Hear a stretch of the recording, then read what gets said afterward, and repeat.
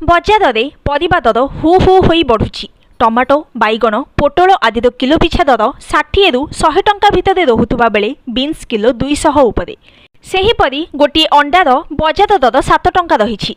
तेबे प्रथम रु पंचम श्रेणी पर्यंत स्कूल पिलांकु मध्याह्न भोजन देवाई मुंड पिछा 5 टंका 90 पैसा एवं षष्ठ रु अष्टम श्रेणी पर्यंत पिलांक पई मुंड पिछा 8 टंका 82 पैसा सरकार देउछंती।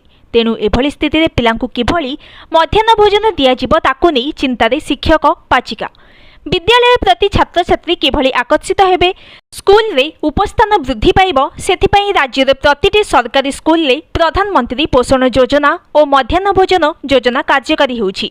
उभय केंद्र और राज्य सरकारଙ୍କର सहभागितारे एही योजना माध्यम रंधा खाद्य जोगाई दिया जाउछि। एपरिकी मध्याह्न भोजन प्रस्तुत पाई सरकार समस्त स्कूल को गैस संजोग उपरे गुरुत्व देउछंती। सोमवार और गुरुवार